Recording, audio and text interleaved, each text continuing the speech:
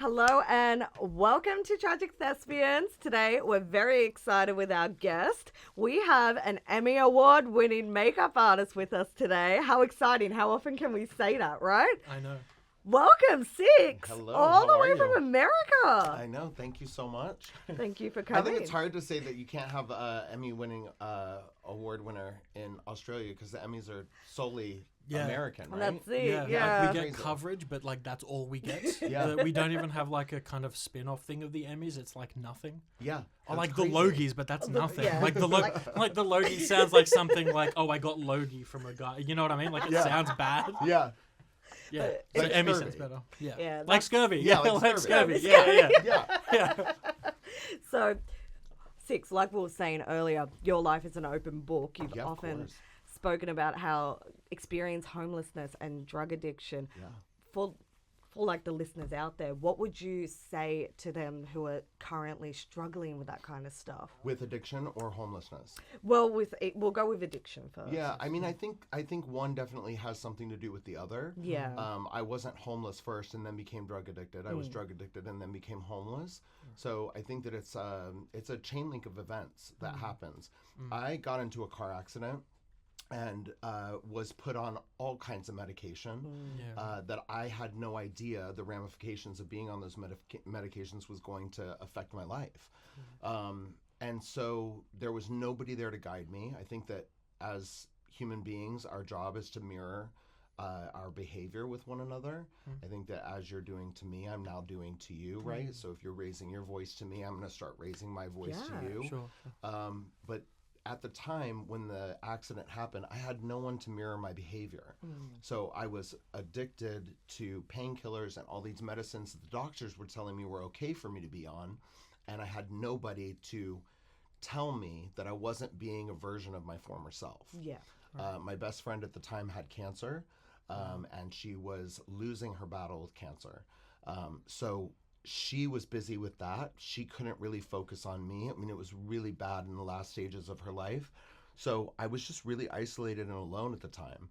And I didn't realize that I had a problem until I had a problem that I had no one around me to pull me out of. So I think that if anybody is struggling with addiction now, currently, or finds themselves in a state of hopelessness or on a constant repeat, right? I call it like a record where you just play the same record over and over again. You wake up, the dog is the husband left, the no keys, no car, no phone, no nothing, you know what I mean? If that's the record that is constantly playing in your head, you might have a problem as well. And it might be more so for me, in my experience, it was that I didn't have anybody else to pull me out of that frame of mind. So I think that if you find yourself in that state of affairs, whether it be with drug addiction or gambling or sex or whatever it may be, finding people that you can be honest with and talking about it with is the most powerful thing. Because sometimes just being honest about the situation that you're in can really shine some light on how you can get help or how you can head into a different direction. I think for me, honesty is the only way to live now. Right. That's beautiful. Honestly, I love that. Just surround yourself with the right people that can pull you up on that. Yeah. Well, and get honest. You have to get honest. You can surround yourself with the most incredible people, but if you're not ready and capable of being honest about your situation, you can't connect with people. And really, this human existence that we're experiencing is about connection. That's it. Right. And from that, like you said, you did go into homelessness. It's a difficult topic, isn't it? How did you find yourself kind of, I would say, getting into that situation and then getting yourself out, seeing it from your perspective of today, like seeing it from there and thinking back on your perspective of like, did you ever feel like, oh, you could never get out of the rut, like this was it? Of course. Yeah. I mean, I think when you find yourself in a situation where you have nowhere to go, right? The only person that you can blame is yourself, right? You didn't pay your bills, you didn't show up for work, you removed people from your life that could have helped you out of a situation. And like I said, my drug addiction was so bad, and I geographically moved across the country. So I moved away from everything that I knew on the East Coast to the West Coast. Right. looking for my dream, Yeah. right? But I took that addiction along with me. And that addiction opened doors to new avenues of new people that had way more horrific addictions than I had. But it opened me up to an alphabet, a plethora of new things to be addicted to. Yeah. And because I didn't know anyone, I was so isolated and alone, I found myself conversing and surrounding myself with people that were lesser Yeah. than I was, right? Yeah. So they were in worse situations than I was, and I found myself feeling better about myself because I was at least not that bad, right? At least I'm not that bad, or at least I don't look like that, right? But then it just got worse. Yeah. And before you know it, I have never been proud of my addiction. I'm more proud of my recovery. But when I was an addict, I didn't realize the pain that I was causing to myself. And the people that I was surrounding myself with caused me to do and make decisions that I normally would not have made, right? So the guy that I would get the supplies from asked me if I would deliver a batch of whatever down state line. And so I took it in the car, and I was like, yeah, sure, no problem. He's going to hook me up with a whole plethora of free stuff for doing this one favor for him. And it ended up being a hit. And the hit took me completely out. I had just bought a car, cash. That car was impounded. All of the money that I had available in my bank account now went towards getting me out of the legal system. And then I had no money to get my car out. So it's just this spiral effect of once you get into this situation, you don't realize how far the ball's going to drop. And for me, it dropped all at like as low as it possibly can go. So I had no job. I had no car. All of the gear that I had just been put out on the street. I didn't have any access to maintaining my supplies or my equipment. So I literally lost everything in a matter of a month. The long and short of it is that I think that getting into it is really easy. Getting out of it was the hardest thing I've ever done because now you have to ask people for help. But you're an addict, right? So now you're asking people for genuine help, but you're doing it through the eyes of an addict, through the mouth of an addict, through the trust and the lies of an addict. So me trying to get help from people in a genuine way was really difficult until I started getting honest about where I was in my life, who I was, what I had been through. And it was, 12-step programs that helped me through that. That's wonderful. Yeah. Like you said before we started recording, I think the most beautiful thing you said was you're proud for what you've gone through. Like, you're proud that you've survived through it. You would not been proud, of course, if you didn't survive that. And I think that's what's amazing, because it made you who you are today, made you the strong person, and now you advocate for that on your many social platforms. And by the sounds of it, by the looks of it, by the people that respond to it, like, they're grateful for that, because people want to see themselves being represented and being told, because there's not a lot of people that do have that network, unfortunately, and it's good to, sometimes they need to look up to somebody that they may have never met before, someone they didn't think would be their person to get them through it. But it's amazing, like the amount of comments I've seen on just your Instagram pages where people are like, you've helped me through so much. I think that's such a beautiful thing, because you've never met these people before and yet you've touched them so deeply. I mean, there are a lot of them that I have never met, but I do reach out to people when I'm in their area. For instance, I'm in Australia right now, and I've done everything that I can to meet people that I've only conversed with on Instagram or TikTok. I didn't start out wanting to be a role model. I wanted to be accountable. And the only way that I was going to be able to hold myself accountable was by telling people where I was at and what I had been through. And, drug addiction is nothing to be played with. It is nothing to laugh about. I know that there are people who love to pull out their phones and make fun of the local crackhead down the street, but that is a living, breathing spirit, somebody who is spiritually inclined in a human existence to have one of the same experiences that you're having. We're all meant to be here to thrive and to share our experience with one another, and drugs really pull you away from having that spiritual experience. I hate to see anybody so far removed from their spiritual existence that they're not able to share who they are with another person. So for me, social media just became a way for me to share that common spiritual existence with other people from across great distances. COVID also was one of those. Can we say that word? Yeah. You don't know Little anymore. thing, COVID. Yeah, but COVID was one of those things where I had worked so hard in the nightclubs presenting myself as this character. I started doing drag again when I got sober because I was embarrassed of what I had been through. I was afraid to show my face in the community, not because everybody knew me, but because I did not recognize myself.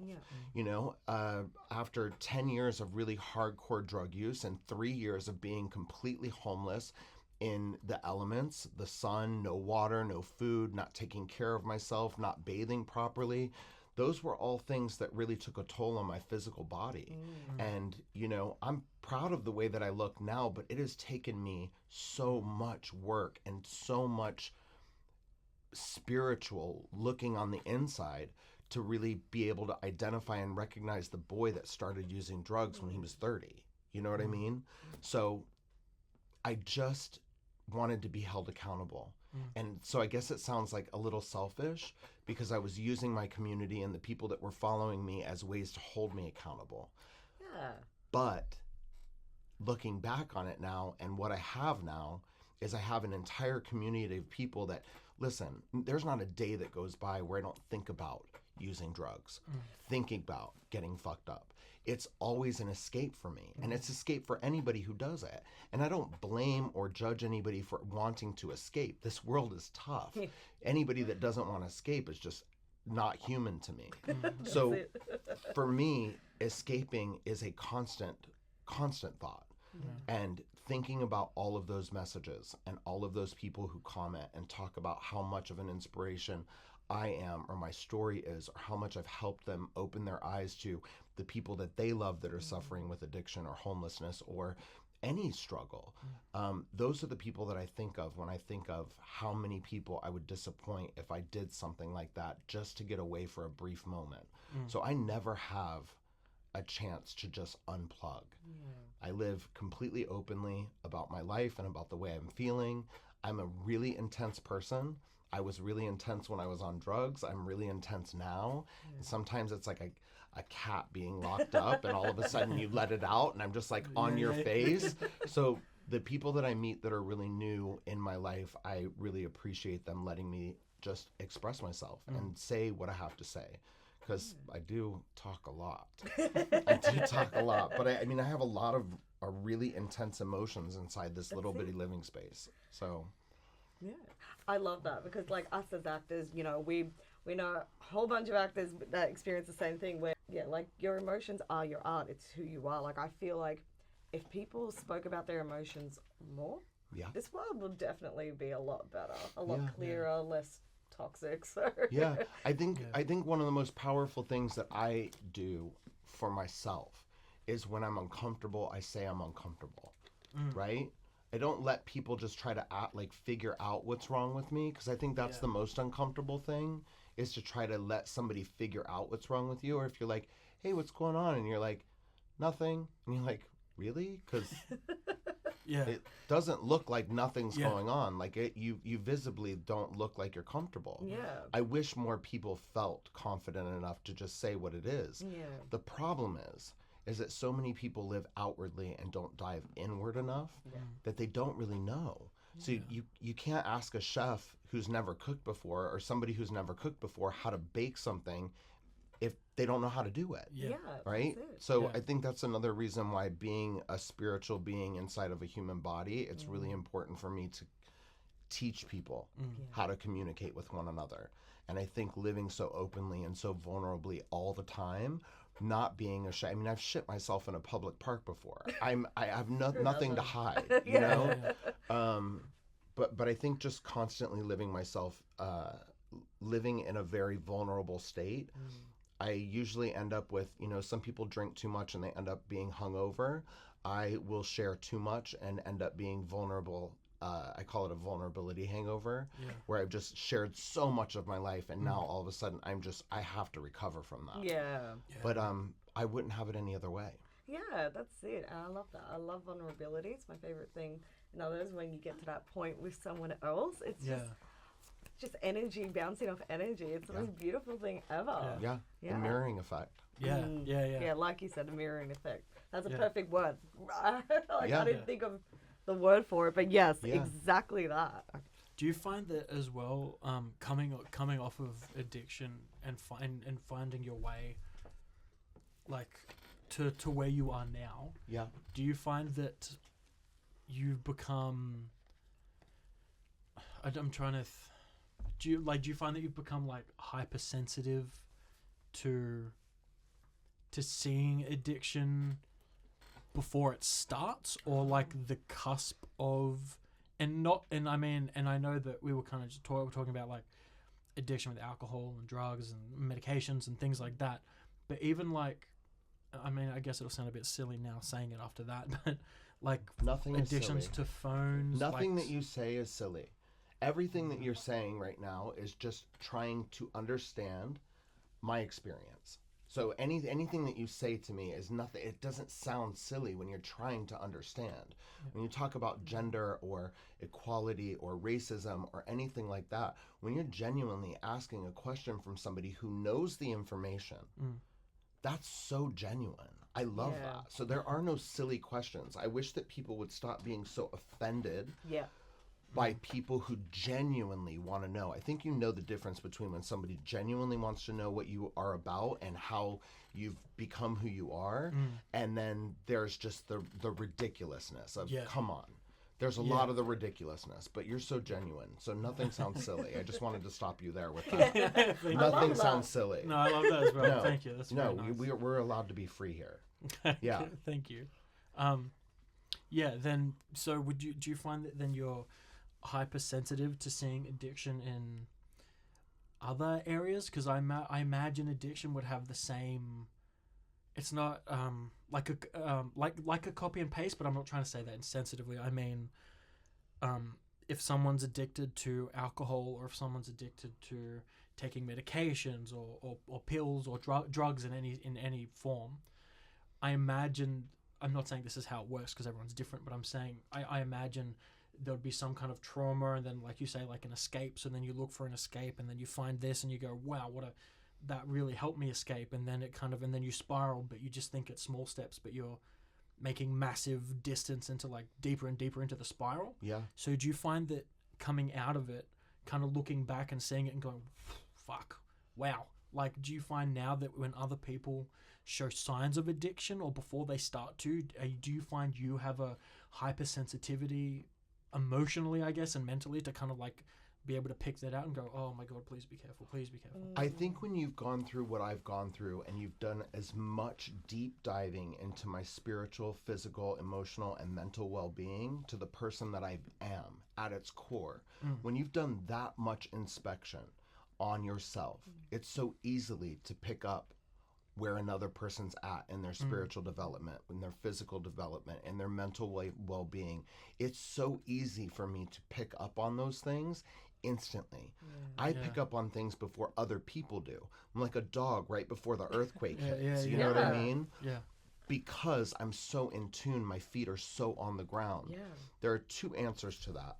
Yes, I have become a extremely hypervigilant person when it comes to people with addictions, or the way people interact, emotions, the physical forms of conversation, physical ways of communication. I can pick up on all of that. I know what's going on behind me without having eyes in the back of my head. That's how hyper vigilant I am. Right. I feel safe enough to be able to turn away from these people because I know there's no harm there. But trust me, when I walked in the room, the first thing I do is scope the entire room. Right. I have to know the way out. I Yes. have to know the alternative way out. I have to know that I feel safe in the room. And if I don't, that's when the vulnerability comes, and you say, I don't feel safe, I'm out. Yeah. The second thing is that addiction of all kinds is a self-diagnosed disease. It is not something that I can tell you you're addicted. Right. You're the only one that can diagnose yourself with that. Yeah. I can't tell you have a problem. You have to be willing to get honest and tell yourself that you're the one that has the problem, and then seek outward help, right? I can't tell you you're an addict. You have to be willing to do that. Yeah. Right. That's So it. Yeah, okay. You have to be. I very can see the conscious signs of it. Yeah, I sure, can sure. say, ooh, you might want to slow down, but then that's a judgment, isn't it? Yeah, well, That's I don't want to it. sit in judgment of anybody. I know Yeah. so many people that sat in judgment of me silently and never said anything. I do have so many people that will approach me and say, I think I have a problem. And my first question is, why do you think you have a problem? yeah, Right? Yeah. People want to ask questions in the form of asking questions for you not to give an answer, Yeah, but for you to ask a question back. yeah, Right? yeah, I think that I have the availability and the readiness to tell somebody exactly what's wrong and how to fix it. But it's not my life. I don't walk this path for them.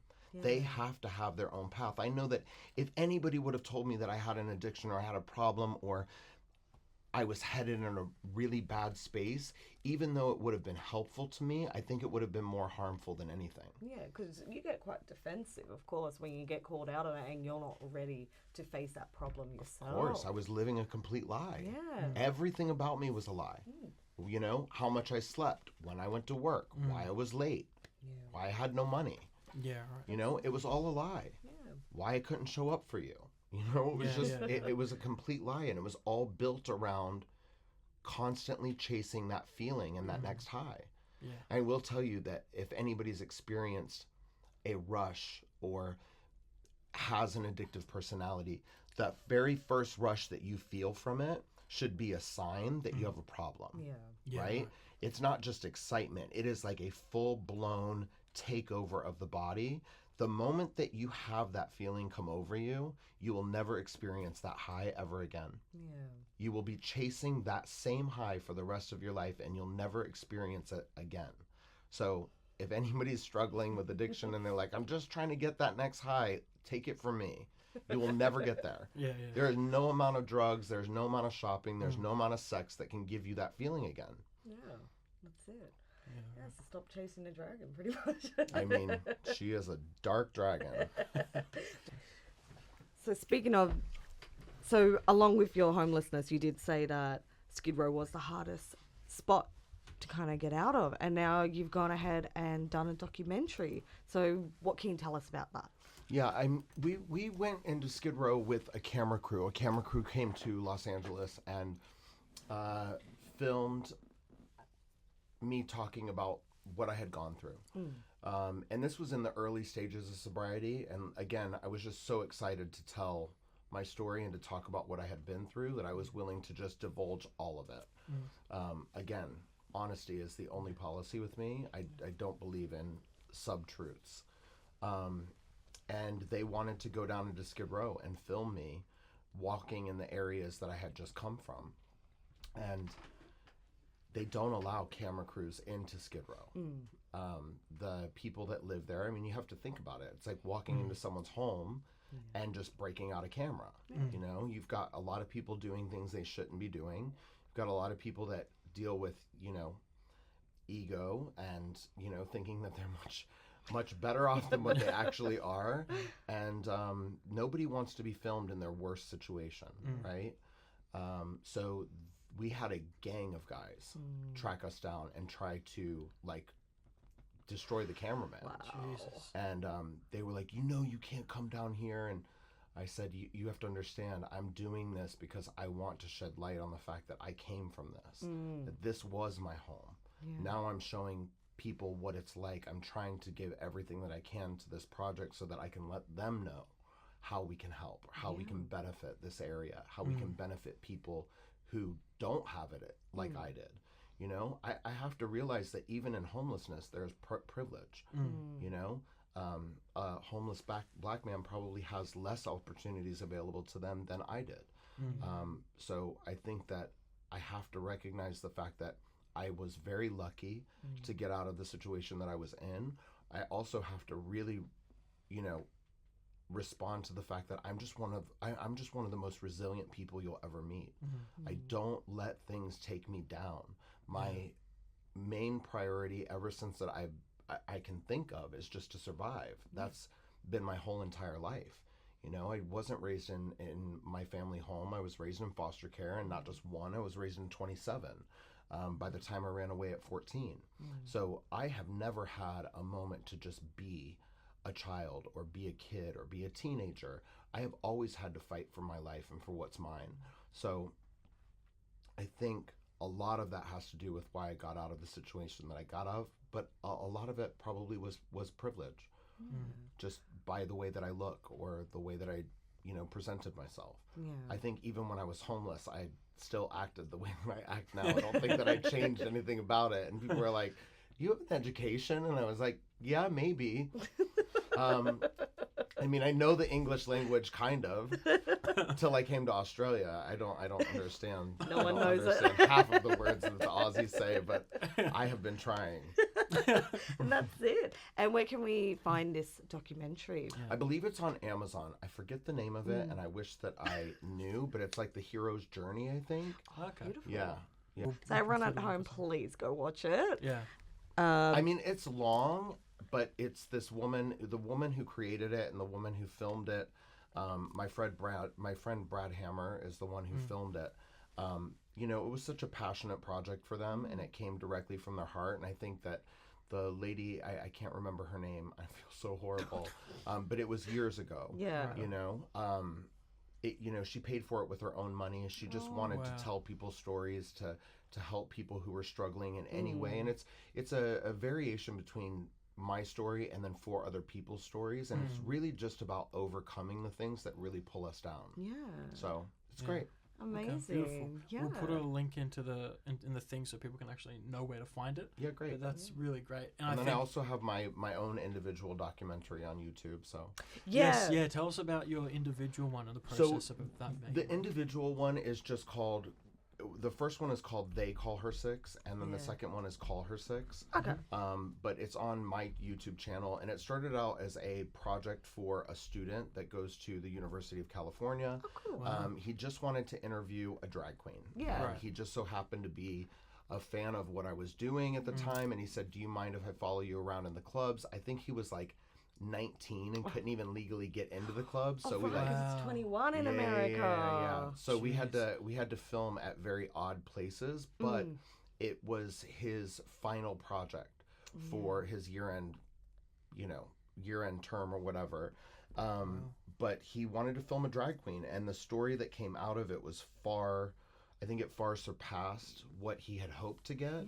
And his teacher just said, "This has to be seen by everyone. You have to put this out there." And he said, "I don't have a channel to put it out there. Do you want to put it out on yours?" And I said, "Sure, absolutely." So I put it out on mine. I don't make money from it, but it's just me talking about the journey and sharing it with people that at the time I was very close to, that helped me, even in the most insignificant ways that were the most powerful for me. So you get to meet a lot of people that have had an effect on my life in it, and you'll get to hear me say some things about my life that I still believe to this day. Yeah, absolutely. That's beautiful. That's so wonderful. And for such a young filmmaker as well to go into it and really find like a piece of gold, really. Yeah. Well, what we were saying earlier today, it's like 9% of what we do as creatives might be crap, no matter how much we won't admit it. And then there's that 10% that really sticks with you. Yeah. So that's beautiful. I mean, but that's the thing about being an artist and being somebody in the arts. I think that any creative person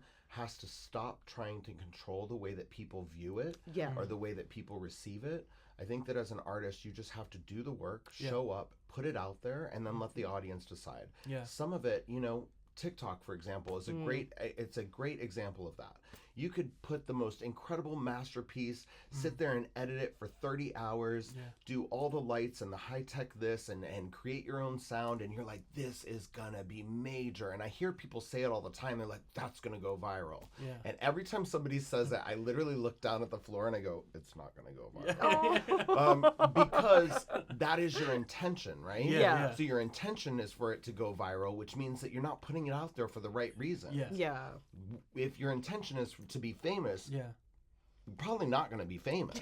You know, if your intention is to do really good work and have an effect on people, that has more momentum behind fame than anything else. wanting to be famous doesn't make you famous. That's it. Being talented, being creative, being willing to let go of your art, being willing to be genuine and authentic, to actually reach people, that's got more of an impact. And it might have more of a slow roll, but trust me, it catches on. I mean, I was homeless and shoving drugs in my arms 5 years ago.